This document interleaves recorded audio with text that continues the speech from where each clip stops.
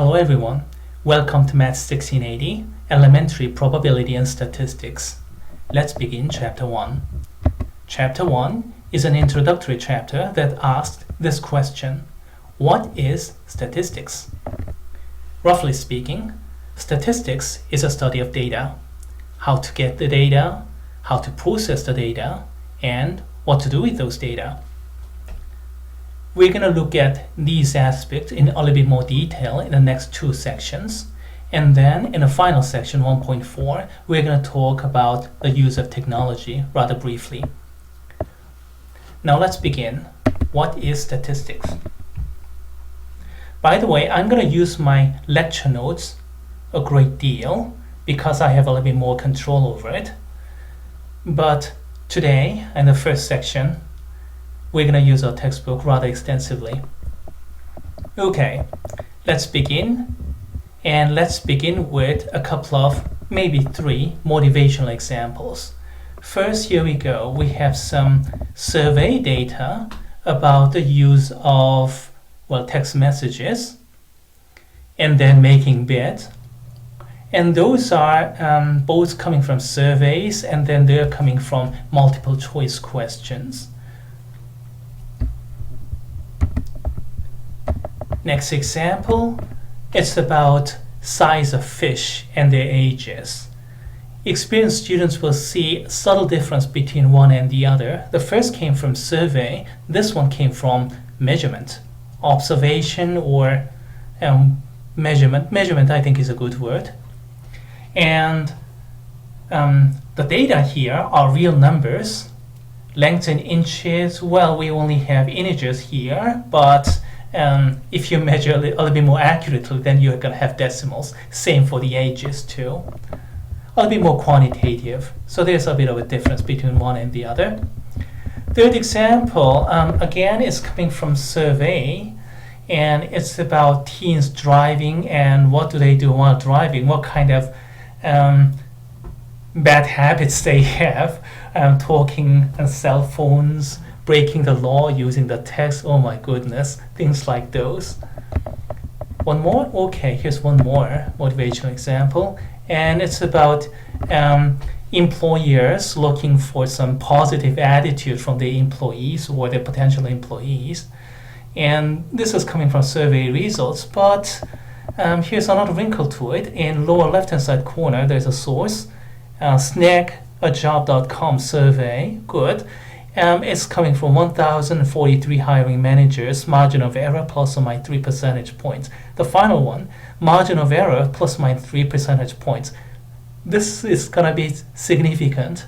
And, what does that mean? These kind of things are the kind of things we'll have to focus upon in this course. Now, I must tell you a little bit about this textbook. It's both good and bad. Good in a sense that we have such nice examples and nice up-to-date examples, as you saw. Many of them are coming from something close to your daily lives. But then again, if you read through those examples carefully, you can see that those are all ending in open-ended questions. For example, in the first paragraph in this example here, now don't you wonder how and where this information was obtained? Well, we have an open-ended question, and then what's the conclusion? They don't say.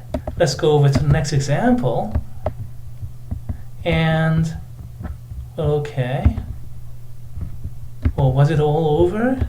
It's even worse then. You'll learn about the statistical method for data like this in Chapter 3.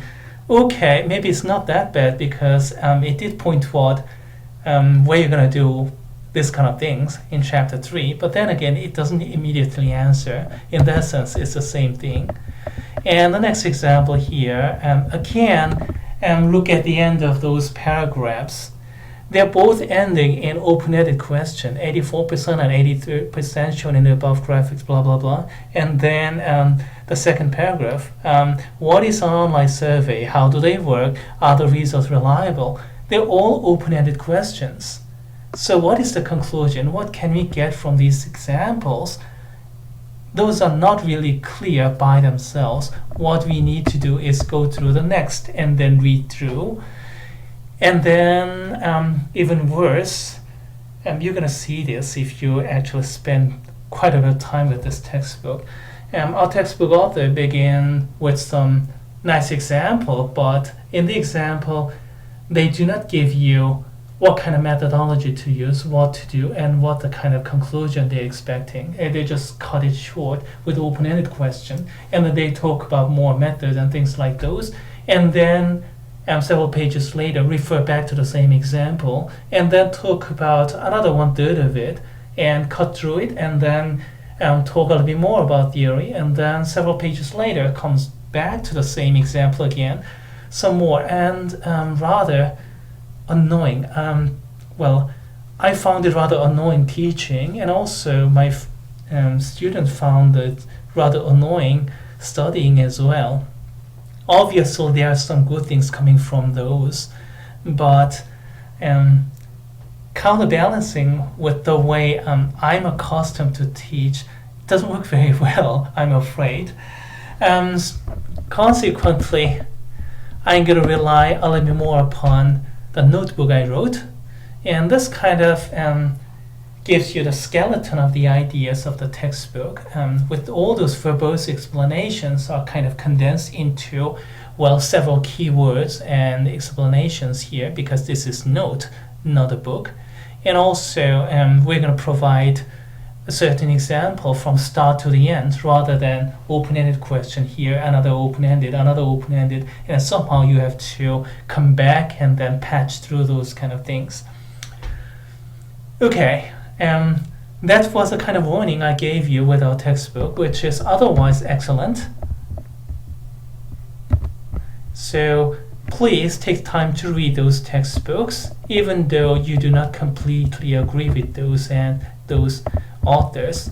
Anyway, my notebooks are intended as supplement, not as replacements of our textbook.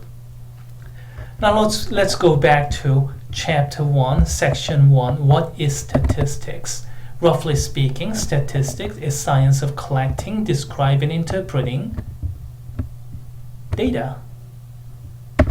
That's what statistics is all about. It's all about data. What to do with data?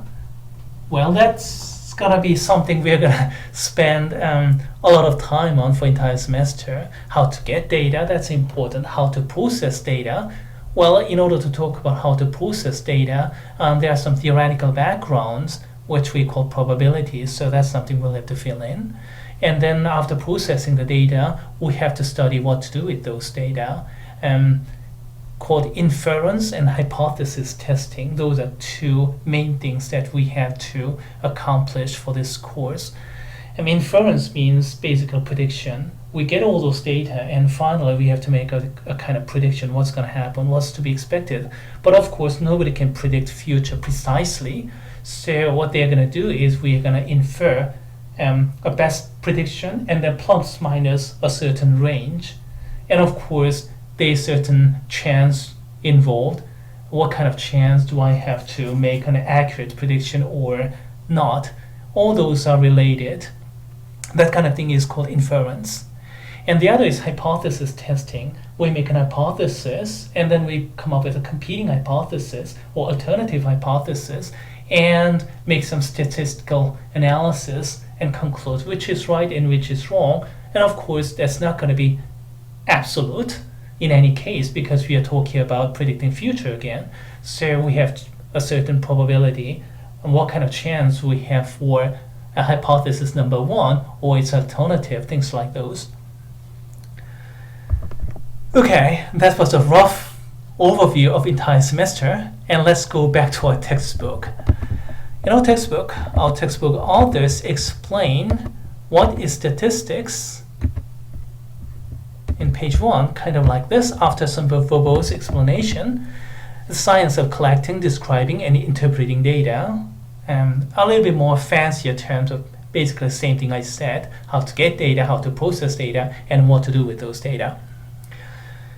Also, our textbook author introduced two very important terms, descriptive statistics and inferential statistics. Descriptive statistics is about describing and presenting data, and we use various means. Sometimes we use tables, sometimes we use diagrams, sometimes we use graphs and things like those. And we are going to study various aspects of it in Chapter 2, Descriptive Statistics. I think this is content. Yes, in Chapter 2 we do that. And the rest of the textbook are either about inferential statistics or at least a preparation for inferential statistics. Which is more important? By far, inferential statistics, of course. Even though for first 2 weeks, maybe about 2.5 weeks, we're going to be doing descriptive statistics. So please bear in mind, we're going to start doing descriptive statistics right now, but far more important things are coming in the latter part, starting from 3rd week or something like that. Okay, we talked about descriptive and inferential statistics. Oh, excuse me, let me go back. And those answers are coming back all the way back at page 4. So the questions raised in page 1 and then interrupted by some examples, and then we have continuation in page 4. And it's a little bit annoying, but if you get used to it, and there are other very good aspects of this textbook. Anyway, we have some descriptions about descriptive statistics and inferential statistics, and we have some important terms. What is a population? What is a sample? What is variable, data value, data, experiment, parameter, things like those. All these are important terms that you have to know, because we're going to be using these kind of terms to describe other statistical concepts later on. And all those are being introduced in 1.1. Among these, there are some important, there are less important things. And if we go back to our textbook, if we go back to our notebook, I'm going to make appropriate emphasis over one over to the other. And what's with the internet connection? Okay, statistic, final term, and applying basic terms. There are some examples coming, but we are going to continue doing this in our notebook. Let's go to our notebook, and here it is. We have classification of statistics. Actually, this one starts from page 4. I mean, start from page 1, but actually it goes all the way to page 4. So, descriptive statistics is collection, presentation, and description of data. Basically, it is how to show the data, actually. Present and description, especially description. That's why it is called descriptive statistics. And there are different kind of methods, table or diagrams and things like those. And we're going to talk about more detail about descriptive statistics in Chapter 2, so please be a little bit patient. Right now, we are just doing the classification. Next, not just description, we're going to do some mathematics with it. Techniques of interpreting the values. Yes, values, those are numbers, real numbers, so we need some mathematics. How to interpret that? Well, that's going to be another mathematics. And what kind of techniques? And making decisions. Well, how to make decision and how to measure the correctness of the decision. All those are mathematics. What kind of conclusion we draw. All those are hard mathematics. And what we are going to do basically for the rest of the semester. I have just a little bit of time to show you some application, some examples. So here it is, an example of descriptive statistics. Do we have enough time? Yeah, I got this example from a textbook, but not enough time. So let me pause here and then let's continue from our next video.